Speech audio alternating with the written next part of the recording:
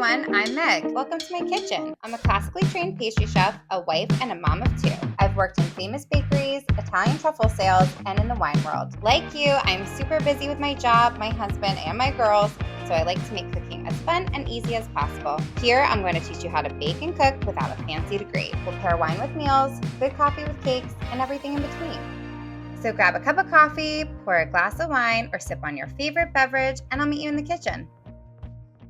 Hey guys, today I'm making a big family favorite, my truffle pizza. I'm gonna show you how easy this is because I cheat, and it is the most impressive thing that I make. Every time I make this pizza, everyone is wowed by it because they think it's a gourmet dish. And it is, really, but I cheat with store-bought Alfredo sauce. I have pre-cooked crumbled sausage. You can't forget my special ingredient, truffle oil. With this pizza today, I'm using black truffle oil. You can use white truffle oil too. Either one is going to be amazing. Today, I'm pairing this truffle pizza with a beautiful Nebbiolo, which is from Piedmont, and truffles are famously from Piedmont. So what I always say is, what grows together goes together, and this is going to be an outstanding pairing. But I'll tell you more about the wine later. Let's get started on chopping some onions. I'm gonna use an entire very large Vidalia onion. I love Vidalia onion, they're super sweet. I'm gonna cook this down so much so that this large onion is gonna look like nothing later. So this is gonna be cooked for about 20 to 30 minutes, and I'm just gonna cut it in medium thick slices.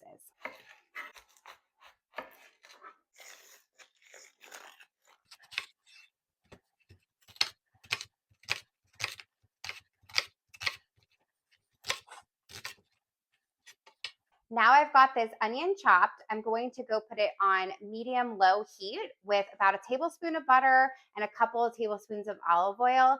And I'll leave that on medium-low and keep checking it. I might turn it down more to the low side depending on how they're looking, but they need to get nice and golden brown and as soft as possible.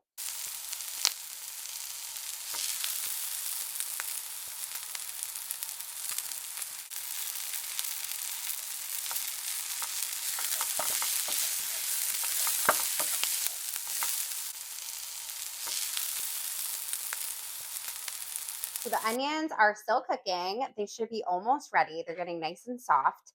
And now I'm gonna work on the dough. So I actually just buy my dough from the store. I do occasionally make homemade dough, but a lot of times I'm in a pinch and I don't have the time. So I just buy store-bought. I will do a video eventually showing you how to make dough if you wanna make your own. But for now, store-bought dough makes this truffle pizza so much faster to make. So to stretch my dough, I put the dough right on parchment paper, and I'll put a little bit of flour on both sides of the dough. Just a little. And then I'll slowly work my dough. What helps to push out the dough as well is putting a little bit of olive oil right on the dough itself. It always gets it to the point where it's a little easier to work it.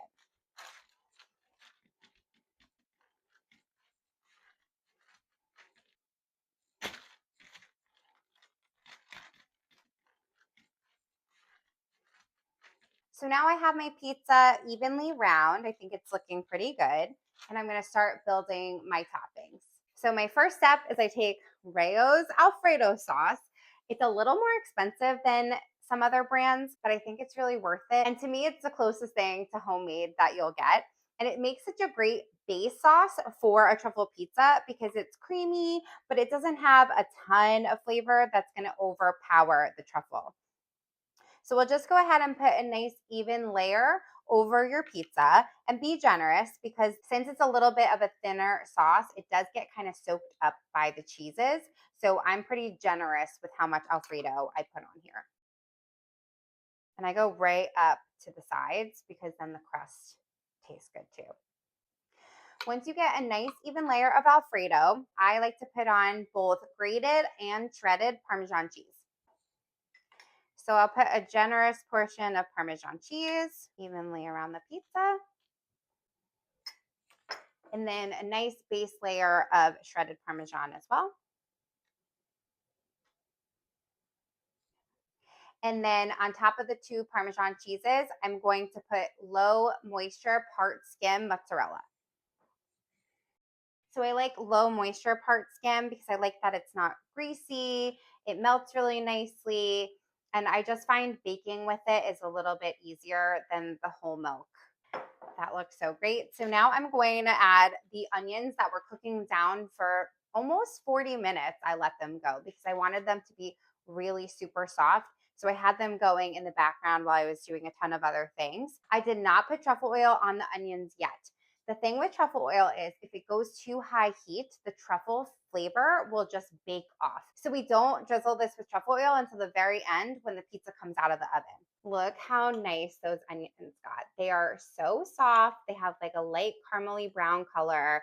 They just look delicious and they taste so good too. They just get so sweet. Like I could just eat this on a spoon and just get them kind of evenly distributed around your pizza.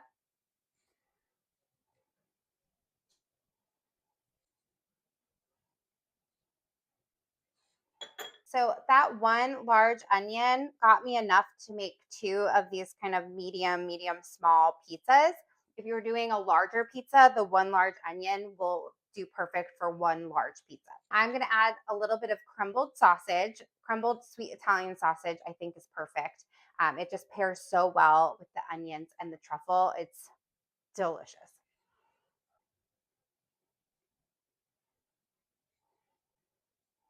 I think that looks perfect. So the reason I put mine on parchment, I have a pizza stone in my oven that I've been letting come to 400 degrees in the oven. I will put it on the parchment and then remove the parchment after 5 minutes. If you don't have a pizza stone, I would remove the parchment from under this before you put the toppings on and make sure you're using a pan for pizza. So let's go ahead and get this in the oven. I can't wait to see it cooked because it's going to look gorgeous.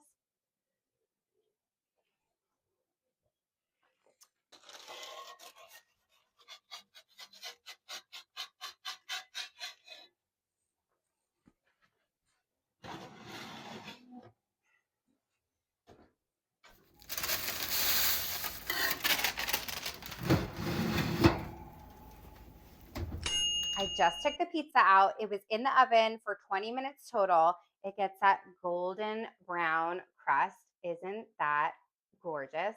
So it already smells amazing because the caramelized onions just smell amazing. And now we're going to make it smell extra amazing by adding this black truffle oil. So like I said, you can use black truffle oil or white truffle oil, whichever you prefer. I like them both. They just happen to not have white truffle oil, and this is absolutely delicious. And now I drizzle this very gently over the pizza. So, like I said, if you cook with truffle oil and it gets too heated, all of the flavor will just cook off. So, it's best to just use at the end as a finishing oil. So you saw I did not put olive oil on top of my pizza before it went in. Generally, when I make a regular pizza, I do.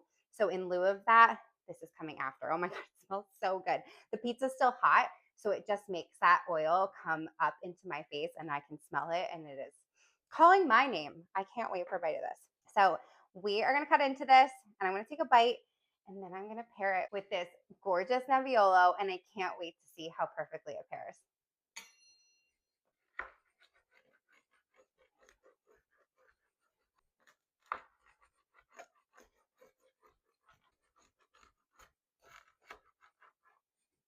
I didn't cut that evenly at all. I cut this super unevenly, but that's okay because I'm gonna do a baby piece now and then a bigger piece later for my dinner. But oh my goodness, that looks so good. 20 minutes on that pizza stone was perfect, and I made it nice and thin, and everything looks evenly cooked and outstanding. Here I go.